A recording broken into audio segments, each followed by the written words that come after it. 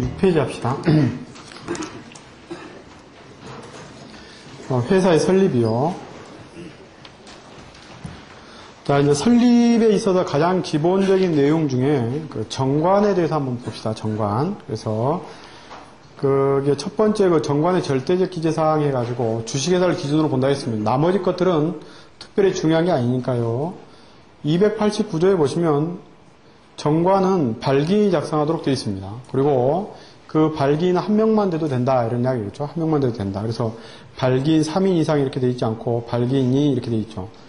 거기 보시면 정관의 기재사항들이 여러 개가 있는데 요 기재사항들 중에서 몇 가지만 설명드리겠습니다. 첫 번째는 회사가 발행할 주식의 총수라고 되어 있는 것이요. 이것을 수권 주식의 총수라고도 이야기합니다. 그래서 여러분들이 뭐 수권 주식 또는 수권 자본 이렇게 했을 때 그 의뢰인들이 말하는 내용은 바로 이 이야기죠. 회사가 발행할 주식의 총수요. 자, 그 다음에 그 옆에 보시면 뭐 유한회사의 경우 확정자본주의 원칙을 취하고 있다고 했는데 유한회사의 경우는 자본금이요. 자본의 총액이 정관에 기재되어 있습니다. 5천만 원 이런 식으로.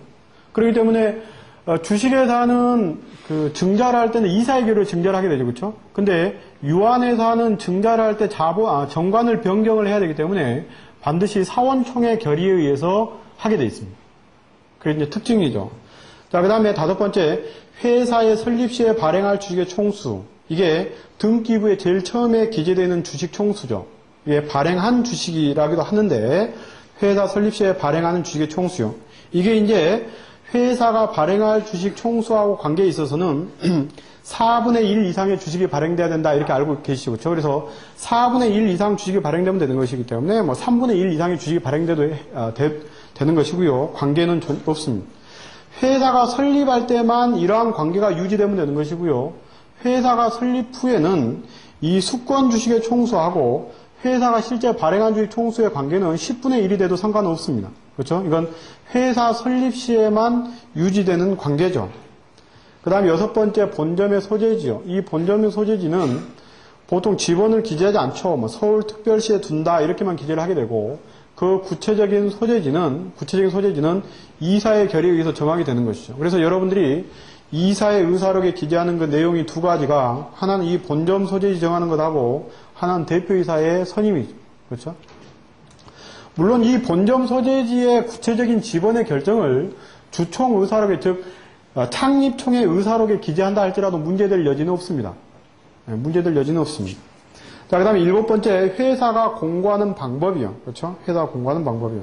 그래서 구체적인 신문을 기재하게 된다. 이것도 가끔은 예전에는 이 신문이 이와 같이 없어졌는데도 불구하고 옛날 신문을 이와 같이 옛날에 파일을 그대로 열어가지고 이렇게 등기하는 경우들이 있죠. 그렇죠? 나중에 와서 보면 그 신문이 없다. 이래요. 그 신문이 없다. 예. 보통 일반적인 그냥 신문을 하면 되는 것이죠. 그렇죠? 일반적인 신문을 하면 된다. 이 회사 공고하는 방법은 나중에 가서 굉장히 우리가 실무에 있어서 중요한 의미를 갖게 됩니다. 가장 실수를 많이 한 것 중에 하나가 여기 나와 있는 이 공고들이거든요. 자, 그 다음에 291조입니다. 회사 설립 시에 발행한 주식 안에서 다음의 사항은 정관에 다른 정함이 없으면 발기인 전원의 동의로 정한다 이렇게 돼 있고 이게 주식의 종류와 수 이렇게 돼 있죠. 여러분들이 설립 등기 신청서에 넣게 되는 주식 발행 사항 동의서라고 하는 겁니다. 주식 발행 사항 동의서요. 그런데 보통 여러분들이 만드는 정관에 보시면 우리 회사의 주식은 김영식이다. 김영식이고 보통 주식이다. 이렇게 보통 다 정하게 됩니다. 여러분들 정관에 보시면 보통주만 발행한다. 이렇게 보통주를 발행한다. 이거 이 주식은 김영주식이라 이렇게 하게 되면 실제 주식의 종류와 수는 다 어디에 기재되어 있냐면 정관에 다 기재되어 있습니다. 주식의 종류 기재됐죠. 그렇죠? 보통주라고. 그 다음에 주식의 수는 어디에 나와 있습니까? 앞에 여기 289조에 회사 설립 시 발행한 주식의 총수가 나와 있죠. 그렇기 때문에 실제로는 발기인들이 작성하게 되는 주식 발행 사항 동의서는 첨부할 필요가 없음에도 불구하고 여러분들 설립 등기 신청서에는 보통 다 회사가 설립 시에는 할증 발행을 할 수 있습니다. 그러니까 발행 가액은 10,000원으로 할 수 있다는 거예요. 그러니까 실제 자본금은 5,000원만 기재되지만 회사 통장에 들어오는 돈은 10,000원이 들어오게 되는 것이죠. 그렇죠? 10,000원이 들어오게 된다는 거예요. 이렇게 할 수 있습니다. 발기인들이 여러 주주를 모을 때요. 발기인들 두 사람은 5,000원의 주식을 인수하고 나머지 들어온 사람들은 10,000원의 주식을 사서 들어오라고 요구할 수 있는 것이죠. 그렇죠? 그렇게 할 수 있겠죠. 그 밑에 있는 것처럼 주식에 대해 설립 시 한 주의 발행가액을 발기인별로 차별할 수 있을 뿐만 아니라 발기인과 모집인의 차이를 둘 수도 있습니다. 이렇게 되면 결국에는 이와 같이 할증 발행의 형태가 나타날 수 있죠. 할증 발행의 형태가 나타날 수 있죠. 그리고 이와 같이 주금 납입의 증명서도 발기인들의 5천만 원은 이와 같이 5천만 원은 별도의 주금 납입 증명서가 있을 수 있고 또 모집인들의 이와 같이 1억의 주금 납입 증명서는 또 별도로 존재할 수 있습니다. 그렇죠? 예. 반드시 주금 납입 보관 증명서가 하나가 돼 있어야 될 필요는 없는 것이니까요. 자, 그 다음에 양가로 2번입니다.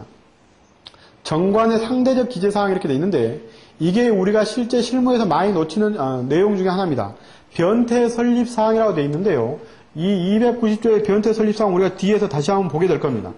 이런 것도 정관의 기재사항입니다. 그래서 반드시 정관의 기재를 해야 되는 것이죠. 일반적 회사 설립 시에는 이 변태 설립사항이라고 하는 것이 정관에 나타날 여지가 없습니다. 그런데 이제 커다란 회사를 설립하는 경우에는 이 변태 설립사항이 나타나게 됩니다. 왜 그러냐면 커다란 회사를 설립할 때는 중간에 반드시 그 회사 설립에 관한 상담을 하는 사람, 즉 컨설팅을 하는 회사들이 끼게 됩니다. 그게 뭐 법무법인이든 아니면 뭐 일정한 단체든 간에 끼게 된다고요. 이러면 그 단체에 지급하게 되는 설립 비용이요. 뭐 회사가 보통 1,000억씩 이렇게 설립하게 되면 거기에 관한 컨설팅 비가요. 몇 억씩 나타나게 됩니다. 그렇죠? 몇 억씩요. 그러면 이걸 갖다가 회사가 설립한 뒤에 그냥 몇 억 이렇게 지급하는 게 아니고 정관에다가 이 회사 설립에 들어간 설립 비용이 3억이다 해가지고 정관에 기재를 해야만이 그게 회사 설립한 이후에 보호를 받을 수 있기 때문에 정관에 기재를 하게 됩니다. 그렇죠? 우리는 조그만 회사이기 때문에 뭐 10만 원 또는 뭐 100만 원 들어간 것은 이와 같이 기재하지 않지만 큰 회사를 설립할 때는 이와 같이 몇십억 원씩의 컨설팅비가 나타나게 되는 것이죠. 그렇죠? 여러분들 얼마 정도 설립해 보셨습니까? 저도 한 3,500억 정도까지 설립해 봤습니다. 3,500억이요. 이러면 거기에 이 상담료가 아니라 저한테 주는 상담료가 아니고 가운데 끼어있는 법무법인 이러한 컨설팅 비가 이와 같이 몇 억씩 되는 것이죠. 그거 다 정관에 기재하게 됩니다. 이걸 정관에 기재하게 되면 이 정관은 나중에 전부 다 공증인의 조사보고서를 이와 같이 받아가지고 등기를 신청하게 되어 있습니다. 자, 그 다음에 주식 양도 제한입니다. 여러분들 정관에 주식 양도 제한이라는 것을 기재를 하게 되면요. 이것도 나중에 주식 청약서에 기재하도록 되어 있습니다. 그런데 정관에는 이러한 사항이 기재되어 있는데 주식 청약서에도 기재하지 않을 뿐만 아니라 등기부에도 기재하지 않는 경우가 있습니다. 이 주식 양도 제한은 등기부에 기재를 해야 되는 거 아닙니까? 그렇죠? 근데 여러분들 정관에 보면 정관에 주식의 양도는 이사의 승인을 얻어서 양도를 해야 된다라고 하는 문구가 있음에도 불구하고 이런 것은 주식 청약서에 반드시 넣어야 되는데 주식 청약서에도 넣지 않고 등기부에도 기재하지 않는 경우가 많습니다. 예, 분명히 있습니다. 자, 그 다음에 어떤 사무실에 했는가 모르겠지만 제가 본 것들 중에 그런 것들이 있다 이러냐. 세 번째 주식 매수 선택권이요. 이것도 스톡옵션에 관한 이야기죠. 이러한 스톡옵션에 관한 것들도 이와 같이 나중에 전부 다 등기부에 기재되는데 이게 일상적인 정관에 그냥 스톡옵션이 있으니까 만들어 놓고 등기부에는 넣지 않는 경우가 많다는 것이죠. 다 등기부에 넣어야 되는 사항들이죠. 그 다음에 네 번째 주식 소각입니다. 회사가 이익이 있는 경우에는 주식을 소각할 수 있다는 조항이 분명히 정관에 있음에도 불구하고 주식 청약서에 기재하지 않거나 등기부에 기재하지 않는 경우가 있습니다. 다 넣어야 된다는 겁니다. 그러니까 최소한 이러한 2번, 2호, 3호, 4호 같은 특히 이러한 조항들은 정관에 있는 것인지 아닌지를 반드시 파악을 해야 되고요. 주식 청약서에 기재를 해야 되는 것인지 등기부에 기재해야 되는 것인지를 반드시 체크를 하시기 바랍니다. 뭐 회사도 모르고 법무사도 모르고 다 그런다 이러냐. 그렇죠? 그러면 안 되는 것이죠. 그러면 나중에 결국에는 다른 법무사 일을 하게 되면 이런 정관은 잘못됐습니다. 이렇게 이야기하게 되면 이제 바로 뭐가 나옵니까? 이제 다른 이야기가 나오죠. 그럼 이게 원래 정관에 있으면 등기를 해야 되는데 등기를 안 했습니다. 그럼 뭐 어떻게 됩니까? 과태료가 나오게 될 거 아닙니까? 과태료가 나오게 될 거 아닙니까? 그럼 과태료를 내고 등기를 해야 됩니까? 그렇지 않습니다. 이렇게 할 때는 정관을 변경했다고 해가지고 다시 주총조사라고 다시 해야 되는 거죠. 뭐 어쩔 수 없는 거 아닙니까? 그렇죠? 그 다음에 양가로 3번의 정관의 공증입니다. 정관은 공증인의 인증을 받음으로써 효력이 있다 이렇게 되어 있죠. 그래서 회사가 설립할 때는 반드시 정관을 공증받게 되어 있고 그 정관의 공증은 반드시 회사가 설립하는 지역에서 받도록 되어 있죠. 정관은 나머지 창립청의 의사록이나 이사의 의사록은 다른 지역에서 받을 수 있지만 반드시 정관은 설립한 지역에서만 받아야 되는 것이죠. 거기에 두 번째 434조에서 나중에 정관을 변경하게 되면 주총 의사록이 만들어지게 되는데 나중에 그 정관은 어떤 것이 정관이냐 이런 이야기입니다. 그 정관은 옛날에 제일 처음에 만들었던 정관에다가 매번 변경되는 주총 의사록을 더하게 되면 그게 바로 정관이죠. 그러나 회사가 그 사무의 편의를 위해서 이번에 이제 10조의 2를 집어넣었으면 이번에 정관을 갖다가 10조하고 10조 2를 새로 만들어가지고 그 정관을 하나 또 보관하게 되고 나중에 또 뭐 20조의 2를 또 넣게 되면 또 20조의 2를 넣어가지고 또 정관을 또 새로 만들어서 보관하게 되는 것이죠. 그러나 원래 정관은 회사 설립 시에 만들었던 정관 플러스 그 뒤에 있는 주총 의사록을 다 더하게 되면 그게 정관이에요. 그러니까 정관이라는 것이 그 옛날에 만들었던 그 정관의 파일이에요. 여기에 일정한 기재 내용을 집어넣어야만이 정관이 되는 게 아니고 주총 결의를 하게 되면 이미 그때 새로운 정관이 되는 거죠. 새로운 정관이 되는 거예요.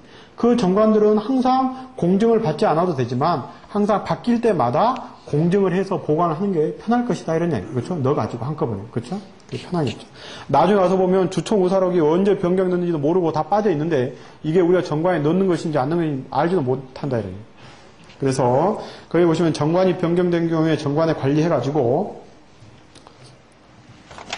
이제 원래 정관이 있어서 여기에 새로운 조항을 이렇게 넣고 여기에 새로운 조항을 넣게 되면 이게 이제 주총의사로 여기에 주총의사로 하게 되면 1번 그 다음에 2번 3번 이렇게 싹 더하게 되면 이게 정관이지만 이렇게 놓게 되면 나중에 다 잊어먹게 되는 것이니까 결국에는 10조 있으면 10조에 2 해가지고 넣고 20조에 2 해가지고 넣어가지고 이 정관 자체만은 그냥 공증을 받을 수 있죠. 그렇죠? 예. 회사의 인감 도장만 이와 같이 찍게 되면 회사의 인감 증명서만 가져가게 되면 공증을 받을 수 있으니까 이건 회사 설립 시에 정관처럼 몇십만 원을 내는 건 아니니까요. 그렇죠? 예. 정관을 공증받아서 보관하는 게 낫겠다 이런 이야기입니다. 자, 그래서 특히 여기서 여러분들이 주의하셔야 될 것은 그 6페이지에 나와 있는 양가로 2번의 정관의 상대적 기재사항입니다. 그렇죠? 한번 보시고요. 그 다음에 넘어가 보죠. 자, 이제 회사를 설립할 때 변태 설립사항이 있는 경우입니다. 이 변태 설립사항들 중에서 거기에 이제 290조에 발현재비라고 해서 발기를 받을 특별한 이익, 현물 출자, 세 번째 회사 성립 후에 양수할 것을 약정한 재산, 네 번째 회사가 부담할 설립 비용에서 첫 번째 글자들만 따면 이런 것들입니다. 발, 두 번째 현, 세 번째는 뒤쪽에 제자에다 동그라미 쳐놓으시고 네 번째는 설립 비용에 이와 같이 B자에다 동그라미를 쳐놓으시면 됩니다. 이러한 네 가지가 변태 설립 사항이라 하고요. 이러한 사항이 있으면 반드시 정관에 기재를 해야 됩니다. 먼저 쉽게 설명할 수 있는 네 번째 것부터 봅시다. 4호요. 아까 말씀드린 것처럼 회사에 설립할 때 비용이 많이 들어가게 되면 이러한 비용들은 반드시 정관에 공증을 받아야 됩니다. 정관에다 기재를 해야 됩니다. 그래야만이 그 비용들을 나중에 보호를 받을 수 있다는 겁니다. 물론 회사 설립해서 안 줄 리는 없겠지만 회사 설립해서 나는 모르겠다 버티게 되면 이거에 대해서는 이와 같이 여러 가지 절차가 필요한 것이죠. 뭐 소송도 해야 되고 뭣도 해야 되고 그렇기 때문에 원칙적으로는 정관에 기재를 하게 되면 이걸 그대로 받을 수 있다. 세 번째 나와 있는 것이요. 회사 성립 후에 양수할 것을 약정한 재산 이렇게 되어 있죠. 이것을 재산인수라고 합니다. 자, 이런 것도 여러분들이 자주 보신 내용은 아니지만 이것은 어떤 경우에 주로 나타나게 되냐면요. 부동산 투자회사들이 요즘에 많습니다. 부동산 투자회사들이요. 10월달까지 우리나라에 설립된 부동산 투자회사는 14개 정도밖에 안 된다고 합니다. 이 부동산 투자회사는 이런 겁니다. 이렇게 이마트가 있다. 요 옆에 이마트 건물 하게 되면 이게 1000억 정도 된다. 이래. 그러면 1000억 정도 되게 되면 이 1000억을 나중에 사는 게 아니고요. 회사가 설립할 때 여기에 투자자들이 있습니다. 자, 외국에서 투자자 들어오고요. 국내 투자자가 있어가지고 이게 외국이 700억, 국내에서 300억을 넣어가지고 1000억짜리 이마트를 산다 이런. 자, 그러면 외국인이 700억을 넣을 때는 이 이마트를 사가지고 여기에서 임대료 등의 수입이요. 이 임대료 수입이 연 이와 같이 7%가 된다고 한다면 외국의 자기들의 이자보다 훨씬 더 높다는 것이죠. 그러니까 돈을 집어넣게 된다는 겁니다. 그런데 여기에 설립할 때 돈을 집어넣어가지고 설립되면 이 돈을 가지고 이마트를 사는 게 아니고요. 요 설립할 당시에 이미 여기에 요 이마트에 대한 매매 계약을 체결합니다. 매매 계약을 체결합니다. 그래가지고 이러한 사항들을 정관에다 기재합니다. 정관에다 뭐라고 기재하냐면 이마트를 이와 같이 1,000억에 사기로 이와 같이 했다. 이걸 가지고 우리는 회사를 할 것이다. 해서 정관에 기재를 하게 됩니다. 이렇게 매매계약은 체결합니다. 먼저. 그 다음에 회사가 설립합니다. 자, 설립하게 되면 이 설립 등기가 나오게 되면 이 매매 계약에 의해서 이와 같이 잔금 등을 제휴하고 소유권 이전 등기를 받게 됩니다. 이전 등기를 받고 그 이후에 요 이마트는 팔았죠, 이제 요 회사에. 팔았으니까 이마트는 요 회사로부터 임차권을 설정해서 이제 10년, 20년 사용하게 되는 것이죠. 뭐 임차권을 설정해서 20년을 살게 됩니다. 그래, 외국인들은 최소한 이 부동산이 인수되는 것, 다른 말로 매매가 될 것을 전제로 해야만이 700억을 집어넣을 거 아닙니까? 그러니까 회사가 설립할 때 정관을 만들 때 이미 매매 계약을 체결하고 이러한 매매 계약의 실은 여기 매매 계약의 체결에 관한 것은 요 뒤에 있긴 하지만, 매매 계약의 체결이라는 게 전제되었을 때만이 돈을 집어넣게 된다는 겁니다. 그렇기 때문에 여기에다가 정관에다가 이와 같이 재산 인수요. 이걸 재산 인수라고 합니다. 이러한 내용을 정관의 기재에 넣게 되는 거죠. 이것을 재산 인수 이렇게 하게 된다. 자, 그 다음에 두 번째 나와 있는 이 현물 출자. 이것은 여러분들이 많이 들어보신 내용입니다. 자, 현물 출자라는 자 이렇게 되어 있고요. 그 다음에 299조의 2에 현물 출자의 증명. 그 다음 밑에 부분에 자본 증가 시 현물 출자 있죠. 그렇죠? 이걸 이렇게 차례대로 설명을 한번 해봅시다.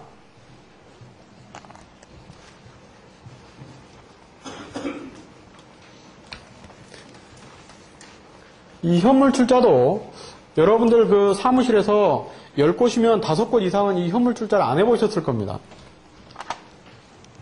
자, 이 현물 출자라는 건 뭐냐면요. 뭐 대표적인 것이 부동산. 그 다음에 뭐 특허.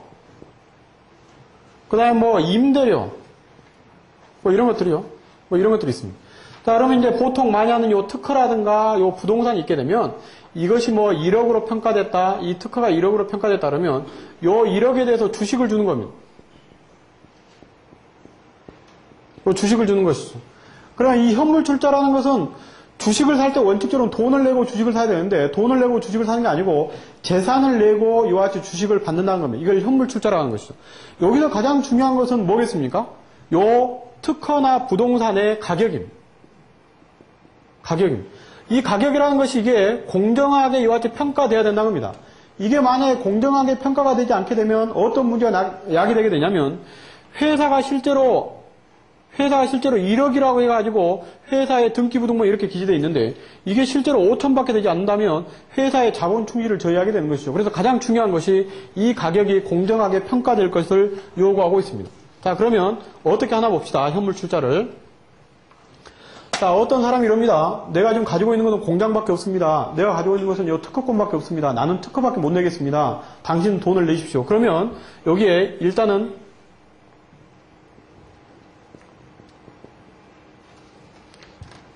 평가를 합니다. 평가를 한다고. 자, 평가를 하는데 이 평가는 누가 하게 되냐면요. 이러한 부동산 등은 감정인이 하게 됩니다. 감정평가사요. 그 다음에 여기 나와 있는 요 특허 같은 것은 일반적으로 감정평가사 내지는 요 감정인요. 감정평가사 내지는 공인회계사가 하게 됩니다. 특히 뭐 채권 같은 것도 다 마찬가지고요. 이건 이제 감평사가 합니다. 자, 그러면 요 평가를 하게 되면 요 가격이 이제 1억이라는 게 나오게 되죠. 그러면 1억이라고 하는 게 나오게 되면 이제 회사가 조금 더 이 설립 시에는 정관에 기재합니다. 자, 우리가 여기 나와 있는 1억이라고 하는 이 부동산 또는 특허를 받기로 했다. 이것에 대해서 이와 같이 주식을 어떻게 교부할 것이다. 주식 1만 주. 증자 시에도 마찬가지입니다. 증자 시에는 정관에 기재하는 게 아니고 이사의 결의에 의해 가지고 이 평가 금액이 1억이다. 여기에 주식 1만 주를 주겠다. 이렇게 결국에는 결의가 있게 되고 정관에 기재하게 되는 것이죠. 자, 그러면 이런 게 이와 같이 내부로 결정되게 되면 이 감정평가사나 공인회계사가 뭘 작성하게 되냐면 조사보고서를 작성하게 됩니다. 이 조사보고서는 뭐냐면 내가 보니까 저 부동산 1억이 맞다. 내가 보니까 저 특허가 1억이 맞다라고 하는 이게 옳다는 것을 이와 같이 조사보고서를 법원에 제출하게 되면요. 법원에서 인가를 하게 됩니다. 이 인가서가 오게 되면 이게 무엇을 대용하게 되냐면 주금납입 보관증명서를 대용하게 됩니다. 돈이 없이 이거로 설립하게 된 것이죠. 이게 법원에서 나오는 인가서가 이 주급납입 보관 증명서가 되는 것이죠. 근데 실제는 우리가 여기에서 그 예규에서 보면 아시겠지만 회사가 모집 설립을 하는 경우에는 원칙적으로 인가란 절차를 거치지 않아야 되는데 실제 실무에서는 인가란 절차를 거치고 있습니다. 하여튼 우리는 결론은 그냥 인가라는 것을 거쳐가지고 그 인가서 부본이 송달되게 되면 주급납입 보관 증명서가 대신하게 되고 이것에 의해서 회사를 이와 같이 설립하게 된다는 거예요. 이걸 첨부해가지고. 자, 그래서 이제 이 조사 보고서가 이 두 부가 들어가게 됩니다. 두 부가. 그러면 한 부는 법원에 보관되고요. 요 한 부는 여기에다 인가 이렇게 찍어가지고요. 오게 됩니다. 그러면 이걸 가지고 이제 회사를 설립하게 되는 것이죠. 회사를 설립하게 됩니다. 자, 거기에 내용을 한번 봅시다. 그 299조의 2에 보시면, 299조의 2에 보시면, 조문의 네 번째 줄이 있습니다. 이 경우에 공증인 또는 감정인은 조사 또는 감정 결과를 법원에 보고해야 된다 이렇게 되어 있죠. 여기서 이 감정이라는 사람이 감정평가사 또는 공인회계사를 말합니다. 그러니까 뭐 기계라든가 부동산이라든가 이런 것들은 감정평가사한테 맡기면 되는 것이고요. 그 다음에 아까 말씀드렸죠. 뭐 특허라든가 채권이라든가 이런 것들은 이와 같이 회계사한테 맡기면 되는 겁니다. 여기서 실제로 회계사가 작성하는 또는 감정평가사가 작성하는 조사 보고서의 내용은 뭐냐면 아까 말씀드린 것처럼 그것의 가격이 1억이 맞느냐 여부만을 보고하는 것이고요. 원칙적으로는 이 1억에 대해서 주식을 1만 주 교부하는 것이 맞느냐 아니냐를 갖다가 보고하는 게 아닙니다. 원칙적으로는. 그러나 우리는 이 조사 보고서에 이 평가 금액이 얼마입니다. 이것도 하고 여기에 평가 금액에 대해서 1만 주를 교부하겠습니다. 이런 것까지 보통 다 기재를 해가지고 보통 인가를 받게 되는 것이죠. 자, 그 밑에 보시면 벤처기업에 대해서 산업재산권을 현물 출자하는 경우는 일정한 평가기관에서 가격을 평가한 경우에는 그것은 감정평가사가 감정한 것으로 본다 이런 이야기예요. 그렇죠? 거기에 조문을 적어놨으니까 한번 보시기 바랍니다. 예, 이런 기관에서 평가를 했다는 겁니다. 이 특허는 어느 정도 가치가 있다 평가되게 되면 이것은 이와 같이 감정인이 감정한 것으로 보겠다는 겁니다. 감정서로 보겠다는 겁니다. 또 뭐 외국인 투자 촉진법의 그 조문에 보시면 뭐 관세청장의 현물 출자 완료 확인서 이런 것들도 결국에는 조사 보고서로 보겠다는 것이죠. 감정서로 보겠다는 겁니다. 또 그 밑에 뭐 외국인 투자 촉진법에 의해서 뭐뭐한 경우에 있어서도 이 경우에도 공인된 감정이나 감정으로 본다. 이렇게 이제 감정서가 만들어지게 되면 이러한 것들에 대해서 법원에 이와 같이 보고를 하게 되고 법원에서 인가서가 나오게 되는 것이죠. 그 밑에 나와 있는 자본 증가 시 현물 출자의 내용도 동일합니다. 다만 설립 시에는 정관에 기재를 해가지고 절차를 진행하는 반면에 나중에 회사가 설립한 후에 유상증자를 할 때는 정관에 기재하지 않고 이사의 결의에 의해서 하는 것이기 때문에요. 이때는 정관에 기재되는 내용이 별도로 존재하지 않습니다. 자, 그 뒤에 한번 봅시다.